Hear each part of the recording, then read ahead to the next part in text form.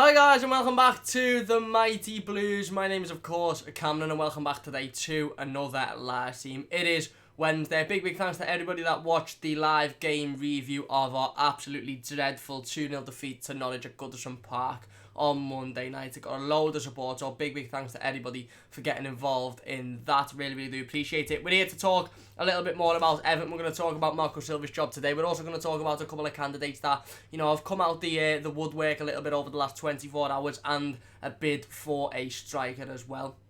But firstly, I want to start off by talking about the officiating for the Merseyside derby. So, as I'm sure you know, about a week before the every Premier League game, it gets announced who the officials are going to be, who the referee is going to be, and who the VAR is going to be. And it's been recently announced who they will be for the upcoming Merseyside derby at Anfield, obviously next Wednesday, a week today. Now, for me, I tweeted this out as soon as I heard it. I said it clearly shows the corruption of the league, and it clearly shows that the fact that these things are done purposely. Now, Mike Dean has been given the refereeing job for the Merseyside derby, and on the VAR is Martin Atkinson. Now, just looking at that, seeing that announcement and seeing that all over Twitter, it really did make me laugh, because you just look at it and you just think, of course they're going to put two of possibly the worst referees in the country officiating a Merseyside derby at Anfield. And I actually tweeted out on my personal account that I'm betting now that VAR will give Liverpool a penalty in that game and Mike Dean will send an Everton player off, because you can just see it. It's as clear as day. You can see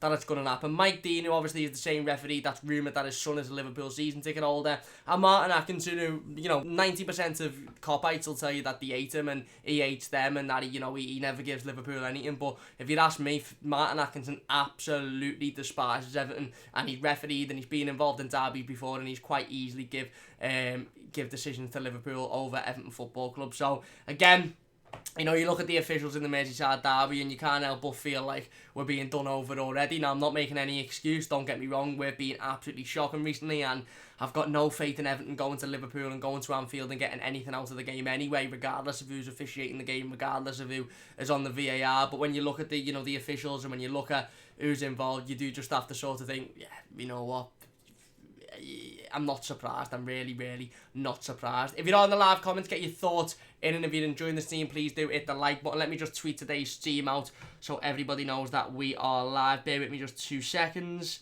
I hope you're doing well today as well. Like I said, a big thanks to everybody for all of the support on Monday's live stream. It was absolutely unbelievable, and I really can't thank you enough. So yeah, let's get it tweeted out so everybody on Twitter knows that we are live. Let me know your thoughts on the appointments of Mike Dean and Martin Atkinson to the Merseyside derby next week. Like I said, for me, it's one of them, isn't it, that you'd expect now. You'd expect us to get a silly referee, you'd expect us to get silly officials. And to be honest, Martin Atkinson, I believe, was the VAR, or was the referee, when we played Spurs in the Premier League a couple of weeks ago, and Anthony Taylor was the VAR in that game. Martin Atkinson didn't give a very clear handball by Dele Alli and didn't give a couple of other chances that were very clearly fouls to Everton, including the penalty. So, what can you say? It's always the same. You look at these situations and you think, yeah, we're never given anything by referees anyway.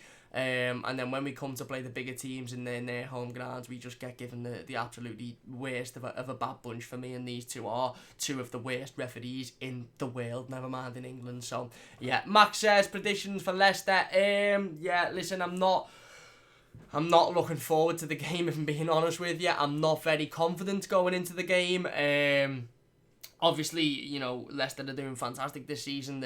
I watched Leicester the other day. They're an absolutely incredible side. The football that they play, it's so fast, it's so free-flowing, it's unbelievable. And obviously we're, coming off the back of a defeat to, rock-bottom team in the Premier League. We've been absolutely shocking. The manager probably shouldn't still be in his job. I think Marco Silva will count himself very lucky to still be managing Everton Football Club going into this game. So, yeah, I'm not looking forward to it, to be perfectly honest with you. But we're going to have to play the game, and Marco Silva's going to be the manager. We're actually doing the game preview. I'm going to record it straight after this video. It's not going to go up today. It's going to go up on Friday because I'm away, but I'm going to be recording it straight after, and I'll be giving my predicted starting 11, and I'll be talking a little bit why.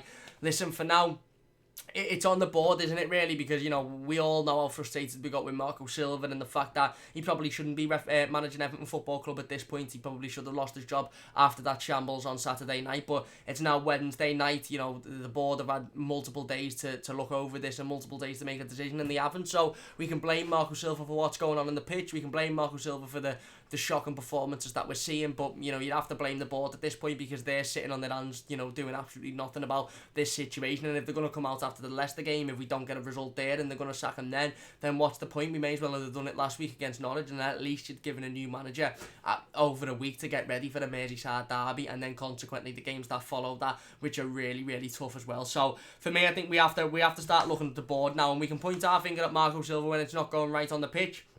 And we can blame Marco Silva when it's not going right on the pitch, and that's absolutely, what we should be doing, because, it is down to him, and that's what I done in my instant match reaction. But I'm not going to sit here on Wednesday and absolutely fly into Marco Silva and carry on giving him negativity and carry on, bringing issues about why he needs to leave the club, because at the minute it's now on the board. Why should we let the board get away with it? Why should we let the board sit down and go, right, Marco Silva can take all the blame, and we'll just sit here secretly backing him and patting him on the back and going, don't worry, don't listen to them. No, we have to point at the board now, because the board are the people that have kept him in a job, and the board are the people that have said they've still got us back, and when we're very clearly in a situation that could see us struggling for our position in the Premier League. And I've said it before and I'll say it again, if we get dragged into a relegation battle, I honestly don't think we have the backbone, and I honestly don't think we have the balls to get ourselves out of that, to play that gritty football that you need to play when you're in a relegation battle. I think we'll just fall to bits, and we'll be that team that every year, there's always one team in the Premier League every year that just crumbles, falls to bits, and ends up being relegated comfortably. And I fear that that'll be us if we get dragged into that fight,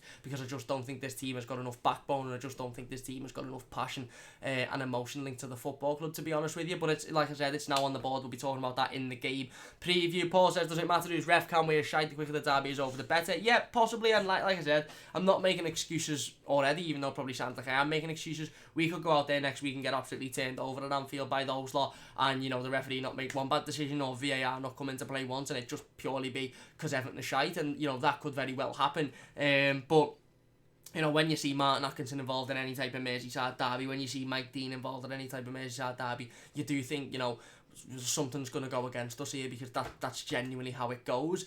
But anyway, enough about the referees. Like I said, I'm not making any early excuses. I'm just trying to make myself feel better for the fact that I'm really, really not looking forward to that game next Wednesday. On a little bit of a brighter note, I suppose, Fox Sports are reporting that Everton have submitted a £12.8 million bid for River Plate striker Rafael Santos. Boring. I've done a little bit of research on him, because I'm not going to lie, I'd never heard of him before. He's played 11 games this season, scored 7 goals and got 1 assist. So his goals per average every minute. He gets a goal every 96 minutes. So a decent rate, obviously. South American striker, I believe he's Colombian, playing in the South American League. We do know that Marcel Brands is a fan of the South American market. He's always been a fan of the South American market, even when he was working over in the Netherlands. So it doesn't surprise me that this rumour's come about. The follow-on rumour is that River Plate are going to reject the bid, and they're going to hold out until they get his transfer clause, his release clause, which I believe is around £25 million. Now, whether Everton would pay £25 million for an unproven striker from South America, I don't know. Obviously, 12.8 million in this day and age is very little, isn't it? It's quite cheap when you put it into perspective into the market. But like I said, it's a rumour that's come out the woodwork over the last 24 hours. He's a player that obviously is scoring goals. 11 games and 7 goals is a decent rate, bearing in mind that it is in a league that obviously isn't as tough and obviously isn't as demanding as the Premier League, and he's definitely not playing for the team that are in the situation that Everton are in now. But it's still a decent conversion rate, and for 12.8 million, maybe it is worth the risk. I don't know. I dare say he's not going to be the striker that we need, to come in and score us 15 to 20 goals a season. He's not going to be that player, let's be perfectly honest. But it'll be interesting to see if Everton come back with an improved bid if this one is certainly rejected. Like I said, this is being reported by Fox Sports. It's not come out the club, it's not come out of Sky Sports. I assume it's just a player that Marcel Brands has had his eye on for quite some time, and he's just decided to throw a bid in now and test the water. Cole says, is Marco gone? He's not. No. Sky Sports and Alan Myers, really. I don't really listen to Sky Sports because I think they've fed us a lot of shit over the last couple of years, and the biggest turn off for me for Sky Sports, even though that sounds weird, was the whole Wilfried Zaha situation in the summer. As soon as we found out that Everton had only ever put one bid in for Wilfried Zaha, and then we said we weren't putting another bid in and that was 2 weeks before, a week before the transfer window, yet Sky still had us believing that there was a possibility that he could join even on deadline day up until the last couple of hours. It just makes you just really opens your eyes as to how fabricated a lot of Sky Sports is and how much stuff they make up just for the sake of Sky Bet and people putting money on it. So I don't necessarily tend to listen to an awful lot of things Sky Sports said. However, Alan Myers, who obviously he works for Sky Sports, ironically, but he is close to the club as well, and he's a really good reliable source. He said that Marco Silva is going to be in charge for the game against Leicester, and I can't say I'm surprised, to be honest with you, because listen, this is Everton Football Club we're talking about, and we can all sit there after the game and we can all sit there after a shocking defeat like the one to Leicester and we can say, get him out, he needs to leave, he needs to be gone, he's not good enough, he's not taking us forward. That's all well and true, but as long as the club just stay quiet and don't say anything, which they didn't tweet anything for about 48 hours, as long as they stay quiet and they just shut their mouths and they wait for the Sunday to go where everybody's still fuming and thinking it might happen, and then they wait for the Monday where everyone's back in work, and you get it to about the Wednesday where we are now and people have got other things on their mind, family, work, etc. Christmas is coming up, and then they slowly start to feed us little tweets here and there, and then they think everyone's just forgot about it. And then they come out and say, oh yeah, Marco Silva will still be in charge by the weekend. And like I said, this is why we have to start looking at the board now, because at the end of the day, I said it on Saturday afternoon. A lot of people said it on Twitter, and as much as I don't agree with the graffiti over Goodison Park, I really do think it's poor. And as much as I don't agree with a lot of the threats that he's getting personally, I don't hate him personally. It's nothing to do with him personally. He's just not the right manager to take us forward, and that's why he needs to be replaced. But the club obviously will stay quiet on that. Let the dust settle and then come out and say, yeah, he's still going to be managing the club, on Sunday against Leicester, and that's that's fine. That's the club's decision. That's fine. But for me, this is where we have to start looking at the board now and going, let's be honest, the two main figures in the board, Farhad Moshiri and Bill Kenwright, were both at that game last Saturday, and we're both watching that absolutely shocking display from minute 1 to minute 90. We got schooled by a team that have scored 1 goal away from home this season. How can they honestly look at that and say this is fine and this is okay? Because I tell you what, if we play like that on Sunday against Leicester, we will get absolutely torn to bits. And then what are they going to do? Sack him then, and then a new manager comes in on the Monday, because they're not going to come in on the Sunday night, and then they've got less than 48 hours to prepare for a Merseyside derby at Anfield. They go into that game, they inevitably get beat because they haven't had enough time to settle, and then it all breaks down again, and we've got a load of tough fixtures going into December. I don't know what the board's plan is. I don't know whether the board are going to leave Marco Silva in until after the tough December run, get it over with, whether we pick up points or not, and then bring a new manager in after that, so the run of fixtures isn't as tough. Whether they're going to sack him after the Leicester game, if again we put in another horrible, shocking performance, I really don't know, because nothing is communicated with this football club. They don't come out and issue a statement. They don't come out and say anything. We only ever hear from third parties. We only ever hear from somebody who's told his dog, who's told his cat, who's told his ma, who his ma's then reports it to the fella in the shop, and the fella in the shop's phoned his cousin, who consequently is a cameraman for Sky, and that cameraman's told Jeff Sterling, and that's how we find out. Nothing is communicated directly through the club. They don't come out and they don't say, this is the situation, either back him or sack him, and that is the key phrase in football, back him or sack him. Come out and saying, listen, he's losing his job because he's not good enough, or come out and say, no, he's got the backing of the board, grow a pair of bollocks and face the criticism that you're going to get. Come out and face the magic, come out and face the music, face the criticism, and sit there in front of us all and say, yeah, it mightn't be going well at the minute, but this man's got our backing, and that's it. Come out and say that. Don't just leave us all in the dark as to what's going to happen. Is he going to be sacked? And then have it come from a fifth, sixth party that he's going to be in charge against Leicester, and then it will come out next weekend or this weekend, where we play Leicester, and act like nothing's happened.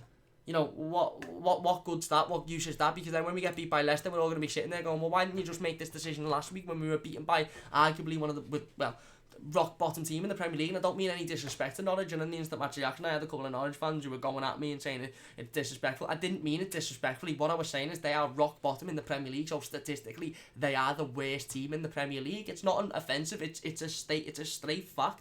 It is how it is, and we put in a performance like that. So if we put in a performance like that against a side that, let's be perfectly honest, are going to finish in the top 4 and are really, really strong away from home, we'll get torn a new one. I watched how fast Leicester play. I watched the highlights of their game on Saturday, and they are up there quick as shit. They're going to rip us to bits if we play like that on Sunday. And then what's going to happen? Are they going to come out and say, we're backing him, or are we going to hear from a third party that they're backing him, or are they going to sack him? What's going to happen? And this is the big issue with Everton Football Club at the minute, is what we see on the pitch is quite ironic, really, because it resembles what's going on upstairs. It resembles what's going on in the board, what's going on in the offices, because it's there's no communication.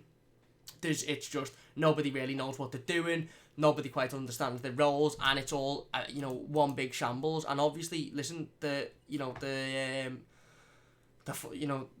board aren't making a decision, and they might have made a decision. They might have come out after the Norwich game and said, no, we're keeping Marco Silva in, he's keeping his job. Well, come out and communicate that to fans that are coming home like me, doing reactions, coming home, having arguments with people, ruining the weekend. Come out and state that, and then at least fans could go, well, the club back him, so whatever, I'm not even thinking about it. Don't come out and lead us to think that he might be sacked, because that's when you get all of these rumours from all of these different news sources to say, this manager could come in, they're going to sack him, they're going to keep him. And talking of rumours, that leads me straight in to the next one. So in the last 24 hours, Everton have been linked with Flamengo boss Jorge, Flamengo is it then? Flamengo boss Jorge Jesus, who's been linked with the Everton job. So hopefully, obviously, he currently manages Flamengo. Again, in the South American leagues. I believe he's managed in the Italian league before. He's managed a lot of football clubs. He's a manager with a lot of experience, but again, he's got no experience in this league, and he's got no experience in the situation that we are currently in. Very much like all the other managers that we've been linked with. We're linked with Mikel Arteta, who's got no experience managing a football club. We're linked with Michael David Moyes, who obviously the only experience he's had in this similar situation is he massively struggled in. Mark Hughes, who I wouldn't have if you paid me £1 million to have him. Eddie Howe's in a similar situation, very little experience of where we need to be in the future. And we've just got, and every manager that we've been linked with, there hasn't been one where I've gone, he will be absolutely perfect for Everton Football Club. He will be absolutely perfect. The only situation I see that would work for us at the minute is if we bring in a manager on an interim basis and then we go after a proven winning in the summer. I don't give a shit if Mauricio Pochettino picks that phone up, laughs down it and goes, yeah, piss off, Bill, lad, you've got no chance. Fair enough, you go, you know what, you've tried, but you get nowhere in life if you don't try. So why would we not pick the phone up and go, you know what, Poch, 20 million here for a 3-year contract, do you want it or not? And he might go, actually, I've just been sacked from Tottenham. Tottenham and I haven't really got a rivalry. I quite like to manage in the Premier League. You know what? Fuck it. Let's go for it. Or he might go, nah, alright, I'm going on holiday to spend the next 6 months. And then we go, right, cheers for your time. Nice one, ta-ra. Do the exact same with various other winners over, in the world. And, fans come out and say, who'd want to come to Everton? What winning in the right mind, they want to come to Everton? They mightn't even answer the phone, but you try. You don't just assume they wouldn't want to come to Everton. So let's not try them. Let's go straight into someone like Mark Hughes, who would definitely come to Everton. Because then Pochettino might come out in 6 months and go, I'd have liked to move back to the Premier League, to be honest with you, and there was a couple of jobs I was interested in, blah, blah, blah, blah. Or somebody with a big club mentality might act quicker, and he might end up going to them, exactly like Leicester did, exactly like Tottenham have done. If you'd have said to any football fan in the world, possibly 2 or 3 months ago, do you think that Jose Mourinho would manage Tottenham Hotspur? You'd go, no. He's managed Chelsea, he's managed Man United. He said when he was a Chelsea manager that he wouldn't manage Tottenham Hotspur. There's no loyalty in football. There's no connection in football anymore. Jose Mourinho literally come out when he managed Chelsea and said, and was asked, would you manage Tottenham Hotspur? And he said, no, I'd never manage Tottenham Hotspur because of the connection I've got with the Chelsea fans. He's gone in to manage Tottenham Hotspur. The reporter in the press conference asked him why he said that and that what he thinks of it now he's managing Tottenham. And he said, I was sacked. It's a job. Why wouldn't we try and get these managers in? Because that's the only thing that's going to work, is we get someone in on an interim basis to drag us out of this whatever shithole we're in now, and we bring somebody in that can take us to that next level in the summer. Because at the end of the day, every candidate that I'm seeing has got, for me, the negatives just far outweigh the positives. They really, really do. And, there's boss positives with Mikel Arteta. He'd bring a feel-good factor back to the club. It'd be, a player that we all loved, we all adored coming back in. But the negatives are he's got no experience in managing a football club. Never mind managing a Premier League football club. He's got no experience in managing a football club. He's been a number 2. And yeah, he's been the number 2 to arguably the greatest manager in the world. But that's it regardless. We don't know the input that Mikel Arteta has in Manchester City. If he's got loads of input and, he's telling Pep every single week, no, you're not doing that, we're doing that because it's better, then fine. But if he's a yes man, which we don't know whether he is or not accusing him of it, but we really don't know, then what would be the point?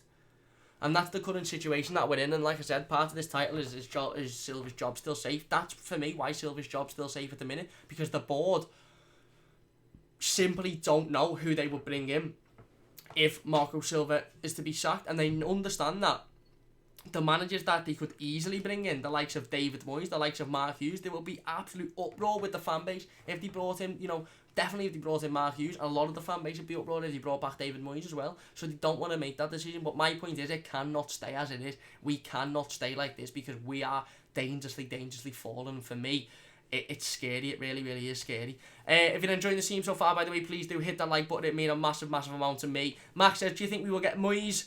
I don't know, to be honest. If Silva's sacked, I wouldn't be surprised if Moyes come in. Wayne says, wish Merseyside and Calvert-Lewin with F off for good. Take brands with them as decent signings were shite and couldn't find a decent centre-back in a year. Fair enough. Listen, I think I've seen... I want to point this out as well because I do specifically want to talk about this.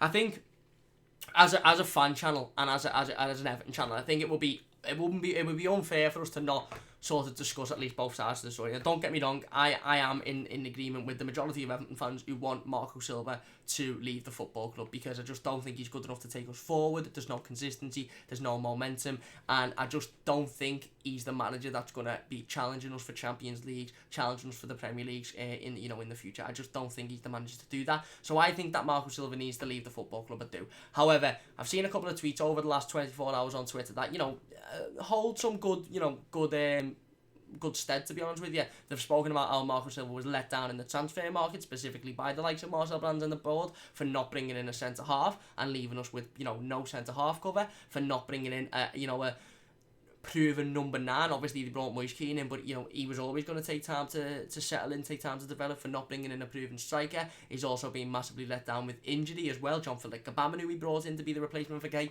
hasn't been able to play. You think of Andre Gomez, who's now off for the rest of the season. You think of the various other injuries that we've had over the course of this season.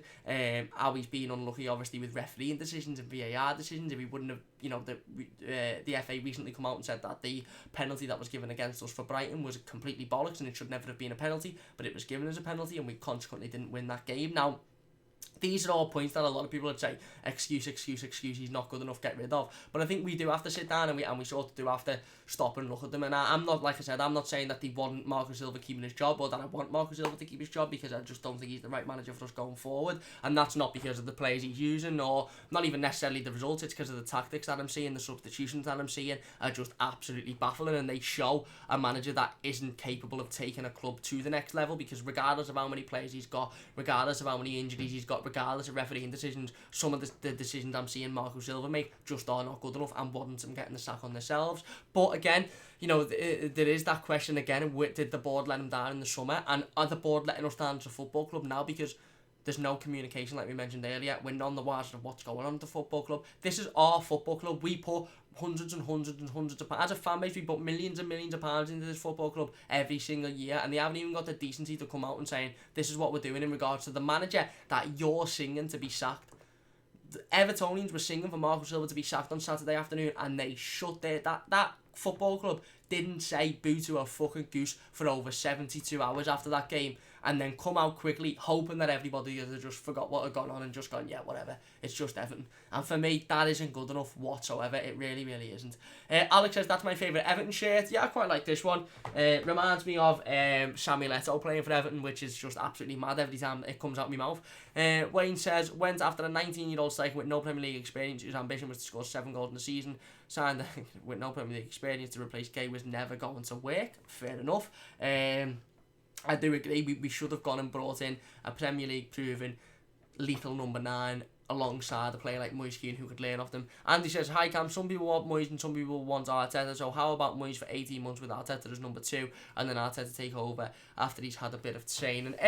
Again, it's a situation that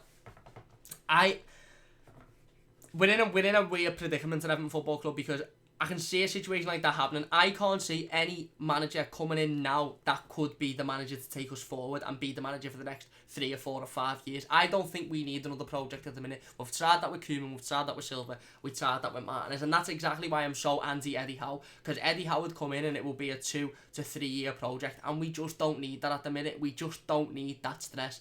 So for me, like I mentioned on Monday's last year and I mentioned today, I think the most realistic situation would be to bring in a manager, whether it's Moyes or somebody else, on an interim basis, and then have somebody else prepared to come in the future and take over. Now, whether that's Arteta, dare to say whether that's Pochettino, or whether that's, Rafa Benitez, doesn't matter. But whoever that is to come in the summer, and take over from whoever, comes in now. One thing I know for definite is we cannot carry on how we're going with Marco Silva. We cannot afford to bring in a manager that comes in bang in the middle of the season when we're trying to fight relegation and then say to them, right, you're going to be here now and there's this big plan and we want to be here in 2 years, we want to be here. If Marco Silva is sacked by this football club, whoever comes in is told, get us out of this shithole now. Don't worry about what's happening in the future. Don't even worry about what's happening in the summer or whether you're going to keep your job in the summer. Get us out of this rut right now. And that's a similar situation as to what they done with Sam Allardyce, but they just didn't tell us that somebody else was going to come in the summer. I don't think that Everton would come out and say, right, we've got Moyes in for 6 months and then we're getting somebody else in the summer, because I just don't think they've got the balls to come out and say that. I think they'd say we're getting Moyes in now on an interim basis, and then I think with that plan they wouldn't tell the fans. Fans would be thinking, is he going to be here for the next 2, 3, 4 years, and then they'd sack him in the summer. Because that tends to be what we do. We don't communicate with the fans. But like I said, I think that's more of an appropriate situation than just bringing somebody in and having them with the eye to go for another 2 or 3 years in a plan, because that's just not what we need at the minute. If you're enjoying the team so far, by the way, please do hit the like button. It means a massive amount to me. Wayne says, good point, Andy would take that. Who else would take that? Let me know your thoughts in the comments. Richarlison's God says, Jorge Jesus is who we need. Listen, he's a decent manager and he's done well for the clubs he's managed, but he's never managed in the Premier League. He's an emotional manager, and he's a manager that will come in and definitely give us emotion. But sometimes we need a little bit more than that, don't we? Everton TV says God is not on our side. He's not. Richarlison is God says we wasted on Keane. He's SH1T. Should have bought a centre back. DCL is our best striker. Fair play. We definitely should have bought a centre back. I agree with that. Wayne says left with Holgate, Keane, who are not good enough in my opinion, and no Mina also has a lot of injury problems. It happens every time. Still ain't got the right striker we need either. Fairly good points. Brad the lad says hello Brad. Thank you for subscribing. I've seen your comments in the instant match reaction, but I got a little bit busy with all the comments. So big thanks for coming over. Charles God says I want Jorge Jesus or Moyes. Moyes would be amazing for me. I don't really want Moyes back, to be honest with you. I don't, but I can just see that's the most realistic situation if Marco Silva does leave. Eric says, I would do anything. Please don't get David Moyes. No one wants him. He got sacked from West Ham and it's struggling to get a job. I'd rather take Eddie Howe, but please no to Moyes. I don't want either of them, if I'm being perfectly honest. Charles God says, we're shit. Why would Poch come to us over Man United, Arsenal or Madrid? Money, mate. Money talks in this world. Mourinho's proved that. Various other managers have proved that. Why would Jurgen Klopp have gone to Liverpool when they were, in a period where they needed restructuring? They needed a manager that was going to come in for 4 to 5 years. Why would he leave Dortmund, who he was doing well with, to go into a Liverpool squad that consisted of really, really poor players? Because money talked, he come in, he got absolutely obsessed with the football club, and look at where they are now. Hernandez says, how terrible is the atmosphere from the fans going to be against Leicester this weekend? I can only see it being toxic, to be honest with you, which isn't a good start whatsoever. Richarlison's got says, it's Silva who ruined the atmosphere. At least come and clap the crowd after the shit performances. I'm back from holiday on Friday, Cam. I hope you're enjoying your holiday, mate. Have a boss time. And yeah, listen, I think the players and the manager should have come over and should have clapped, the fans on Saturday. The fans that were there. I think, I don't think that they've got a good reception, to be honest with you, so I can kind of understand it, but it's still no excuses to not do it. Eric says, I think you are harsh on Eddie Howe. He has done a good job in X amount of years. Silva's never qualified for the Everton job, got Hull relegated and failed at Watford. I'm not totally against... Listen, I don't think Eddie Howe's a bad manager. I think Eddie Howe is a really, really good manager who has done fantastically well at Bournemouth. What I'm saying is, with all due respect to Bournemouth, I'm trying to sound as humble as possible and not as big-headed and, oh, look at my football club. But let's be honest, we've got Everton Football Club and we've got Bournemouth. Bournemouth Stadium holds, less than 15,000 fans. Goodison Park holds 39,000 and Bramley Moor will soon hold over 50,000. The levels of those football clubs are massively different, and therefore the expectation of those football clubs is massively different. Now, Bournemouth's expectation of a Premier League season won't be to get in the Champions League, won't be to be challenging for the league. That is what our CEO Denise Barrett-Baxendale is saying our expectation is. Now, if our expectation isn't that, then fair enough, but don't come out and say in the AGMs our expectation is to be challenging for the Champions League and to be challenging for the Premier League when we move into our new stadium. Fair enough, you've said that. Now, that's our expectation. We need to match that expectation with a manager that can come in and help us get to that. For me, I just don't think Eddie Howe's had anywhere near enough experience or time for me to suggest that he could come in and do that. Don't get me wrong, he's a fantastic manager. He's done really, really well at Bournemouth. But like I said, there's Bournemouth and there's Everton. And at the minute, yeah, we are in a situation where we're worse off than Bournemouth, to be honest with you. But let's say we were at the start of a Premier League season, where our expectation would be a lot higher than, let's say, where Bournemouth's expectation would be. And for me, I think you bring Eddie Howe in and it's another process, it's another 2 to 3 year plan, it's another project that I just don't think we need at the minute. I think we need to stop piss-arsing about with managers that may or may not be good enough to manage at the top level, and we just need to bring in a proven winner that's managed at the top level and done it before. Thomas says, how's it a joke, lad? Atkinson and Mike Dean are just shit refs anyway. Well, they are just shit refs, but I personally feel that Martin Atkinson never gives Everton anything, whether it be shit or purely biased. He never gives Everton anything. I'm very similar to Mike Dean. Brad the lad says, Mike Dean in charge of the Merseyside derby. That'll go well, exactly. Thomas says, don't compare Liverpool to Everton when it comes to managers. You've been through all shit managers who have wasted millions. Pochettino won't be given more money. Pochettino will be given money if he comes to Everton, a lot of money. I'm comparing the situation Liverpool were in to the situation that, you know, let's say we were in at the start of the season, not now obviously, but at the start of the season was very similar before they got Jurgen Klopp. Richardson's got to, since Moyes we have finished in the top 8 4 times, but with Moyes we constantly finished in the top 7 and got in the Champions League with him. Fair point. Yeah, that's Liverpool fans for you, Richie. And he also says, Niasse for manager. No chance. Anyway, that's going to do it for today's last team. If you have enjoyed, please do hit that like button. It means a massive amount to me. If you could share it all over your socials as well, that would mean a massive amount to me. Like I said, I'm away this weekend, so unfortunately there's going to be no press conference reaction, but there is going to be a game preview. Sorry, it won't be live. I'm going to record it after this, and it'll be going up on Friday at around 6:30. So don't forget to check that out on Friday ahead of Sunday's game. I'm back for Sunday's game, so don't worry. There'll be the instant match reaction. It'll probably be as angry as it was last week, so don't you worry for that. But big thanks to everybody for watching today's live team. It means a massive amount to me. Please do hit the like button if you have enjoyed it, and subscribe to the channel if you're new as well. Don't forget to follow us on Twitter at MightyBluesYT just below there. It would mean a massive amount to me. Hernandez said, do you think it's a bad move from the club to let Silva manage the match this weekend? I feel like they're crucifying him, get rid of him and give Big Dunk the match.